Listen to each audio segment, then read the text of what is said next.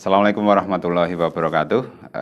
Salam sehat anak-anak hebat semuanya. Berjumpa dengan Pak Aan di channel For Good Secang, channel pembelajaran yang membantu kita belajar di masa pandemi kali ini. Untuk video kali ini kita akan belajar materi kelas 5, tema 8, lingkungan sahabat kita, subtema 1. Manusia dan lingkungan, pembelajaran yang ketiga. Sebelum anak-anak menyimak video ini, silahkan kalian berdoa agar dalam belajar nanti kalian mendapatkan manfaat, dan kemudian siapkan buku tema kalian beserta buku tulis maupun buku tugas kalian. Berdoa dipersilahkan.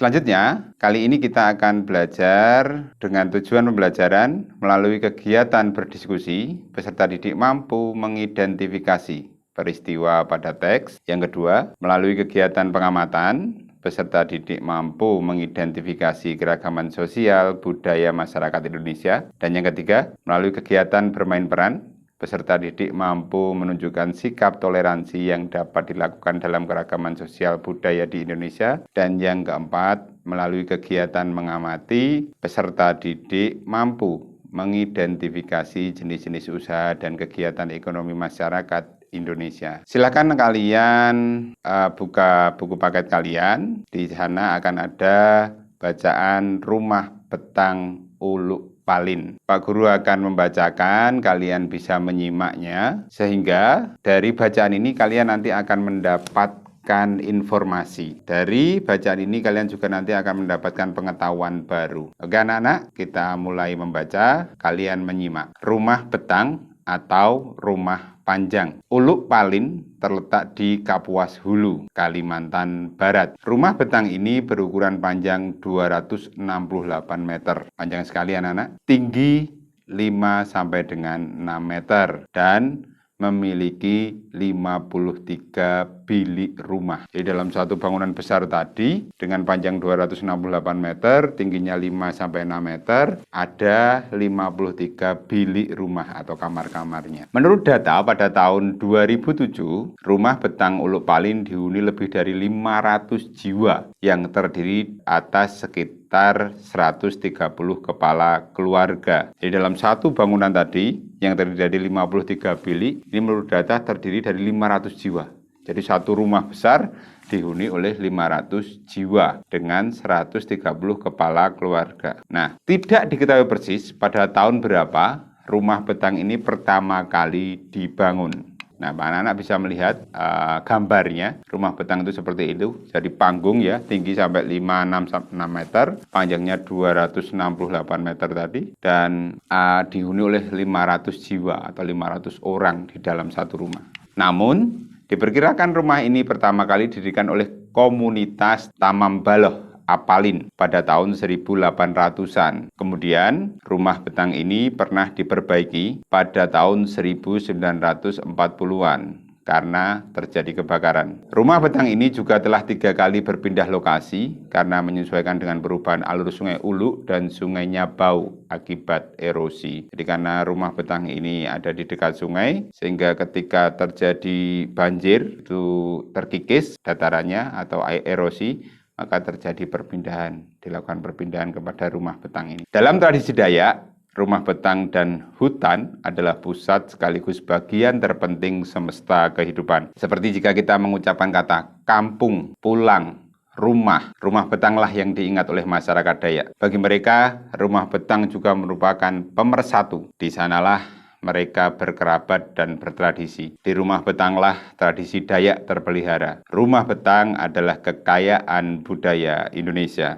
Namun, pada Sabtu 13 September 2014 malam, rumah betang Uluk Palin terbakar. Tidak ada yang tersisa dari rumah betang yang terpanjang dan tertua di seantero Kalimantan itu. Masyarakat bersedih karena kehilangan tempat tinggal. Lebih dari itu, masyarakat Kalimantan bersedih karena rumah betang Uluk Palin merupakan cagar budaya yang sangat penting. Nah, anak-anak, dari bacaan tadi, sekarang kalian mulai mengerjakan di buku tugas kalian. Lembar kerja 1 adalah ceritakanlah secara singkat. Peristiwa pada teks Rumah Betang Uluk Palin. Singkat saja, dari beberapa paragraf tadi boleh kalian buat menjadi satu paragraf. Ceritakan kembali isinya. Yang kedua, apa keunikan rumah betang? Yang ketiga, apa keunikan rumah adat di daerahmu? Nah, kita tinggal di daerah Jawa Tengah. Rumah adat kita apa? Keunikannya apa? Nah, pertanyaannya adalah apa keunikan rumah adat di daerahmu? Selanjutnya, amatilah di sekitar kalian, kemudian tulislah nama daerah kalian apa. Yang kedua, keunikan rumah adat di daerah kalian. Ini sesuai seperti dengan nomor 3 tadi ya. Nama daerah kita apa?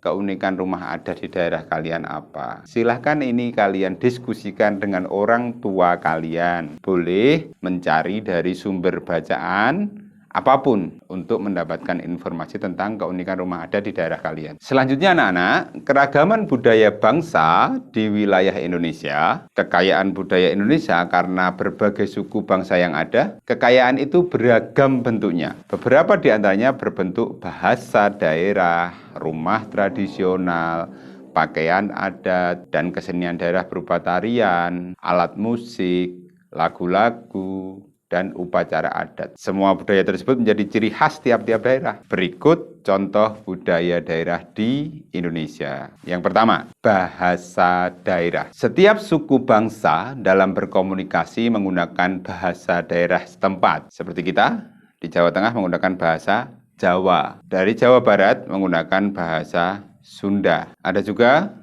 dari daerah Jakarta itu menggunakan bahasa Indonesia. Perhatikan contoh keragaman kata akibat keragaman bahasa daerah berikut. Bahasa Indonesia menggunakan kata saya. Bahasa Jawa, aku, kulo. Bahasa Sunda, abdi. Bahasa Batak, ahu. Bahasa Papua, sa. Jadi ketika mau bilang saya, kalau di Papua, sa.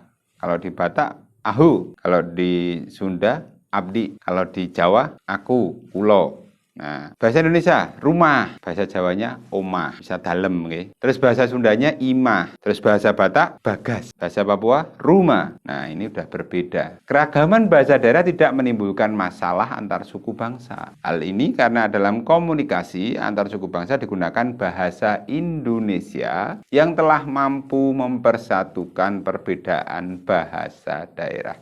Jadi dalam Indonesia ini, dengan bermacam-macam bahasa daerah, kita dipersatukan menggunakan bahasa Indonesia sebagai bahasa persatuan. Yang selanjutnya atau yang kedua adalah rumah adat. Hampir setiap suku bangsa mempunyai bentuk rumah sebagai tempat tinggalnya yang berbeda-beda. Bangunan rumah setiap suku bangsa disesuaikan dengan kondisi alam. Nama rumah adat setiap daerah pun berbeda. Berikut nama beberapa rumah adat dari berbagai daerah di Indonesia. Kalian bisa menyimak dari gambar nama-nama rumah adat, contohnya saja. Selanjutnya anak-anak, kita yang ketiga adalah pakaian adat. Pakaian adat tradisional Indonesia merupakan salah satu kekayaan budaya yang dimiliki negara Indonesia. Banyaknya suku-suku dan provinsi yang ada di wilayah negara Indonesia, maka banyak pula baju adat yang dimiliki oleh setiap suku di seluruh provinsi Indonesia. Pakaian adat di Indonesia memiliki ciri-ciri khusus dalam pembuatan atau dalam mengenakan pakaian adat tersebut. Berikut beberapa nama pakaian adat dari berbagai daerah di Indonesia. Anak-anak bisa menyimak di gambar tersebut. Yang selanjutnya atau yang keempat adalah kesenian daerah. Kesenian daerah di wilayah Indonesia sangat beragam. Setiap suku bangsa memiliki kesenian khas tersendiri atas tarian-tarian dan lagu daerah. Berikut beberapa nama tari daerah dari berbagai daerah di Indonesia.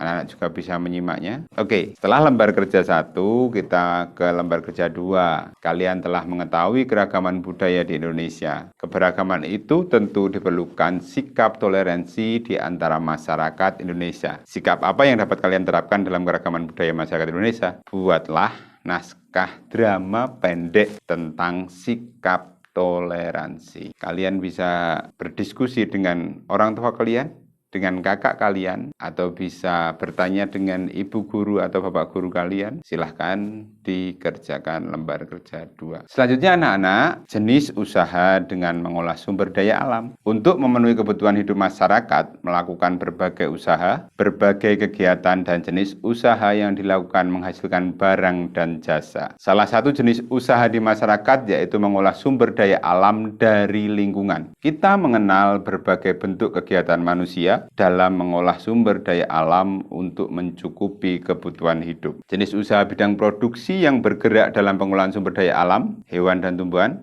disebut usaha agraris. Jenis usaha yang termasuk bidang agraris atau pertanian dalam arti luas antara lain persawahan, perkebunan, perhutanan, peternakan, dan perikanan. Selain keragaman budaya, ada berbagai jenis usaha dan kegiatan ekonomi dalam masyarakat. Apa sajakah itu? Nah, anak-anak bisa melihat ada perkebunan teh. Gambar ada 2 orang ibu-ibu sedang memetik pucuk daun teh. Ini juga merupakan bagian dari usaha agraris. Umumnya, usaha persawahan dan perkebunan dilakukan di daerah pedesaan karena tanahnya masih luas. Namun, sekarang kita dapat melakukan usaha penanaman pada lahan sempit, misalnya dengan cara hidroponik. Apa itu anak-anak hidroponik? Hidroponik adalah penanaman dengan media air. Hidro itu air. Atau selain hidroponik ada vertikultur atau dengan cara bercocok tanam dengan menempatkan media tanam dalam wadah yang disusun secara vertikal. Tanah pertanian ditanami sayur mayur, buah-buahan, dan palawija. Lahan pertanian juga dimanfaatkan untuk perkebunan. Tanaman perkebunan diantaranya cengkeh, teh,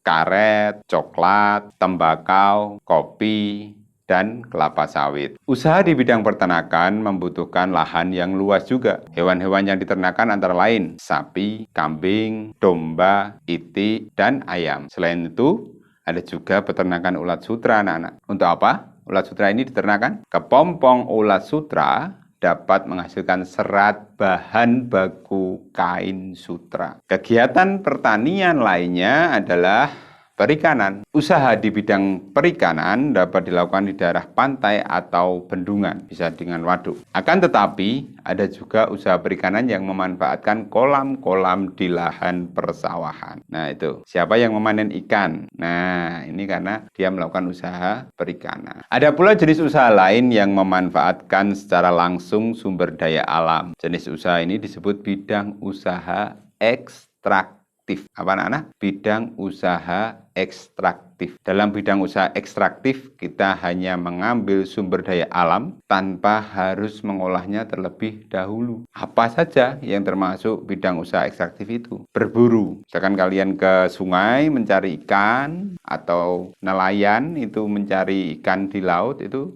ekstraktif karena dia tidak mengolah. Yang kedua adalah pertambangan dan penebangan hutan. Nih, contohnya pertambangan. Dia mengeruk dari bumi. Kemudian anak-anak, di lembar kerja yang ketiga, amatilah aktivitas penduduk sekitar kalian yang memanfaatkan sumber daya alam. Nah, kemudian tinggal tuliskan dalam kolom berikut ini. Ada 5 kolom ke kanan dan 6 kolom ke bawah. Di atas ada tulisan nomor, jenis usaha, sumber daya alam yang digunakan, hasil usaha, dan manfaat. Diberikan contoh di kolom nomor 1, jenis usahanya adalah kebun sayur, sumber daya alam yang digunakan, tanah pekarangan, hasil usahanya apa? Yang ditanam, ada bayam, tomat, kacang panjang. Manfaatnya untuk apa? Hasil usaha itu untuk bahan pangan keluarga dan untuk dijual. Nah, ada 4 kolom lagi yang masih kosong, silahkan anak-anak isikan. Bisa dipahami? Untuk lembaran yang kerja yang ketiga, kalau belum bisa dipahami, boleh ditanyakan kepada guru kalian atau berdiskusi dengan orang tua atau kakak kalian. Demikian pembelajaran yang ketiga ini di subtema 1.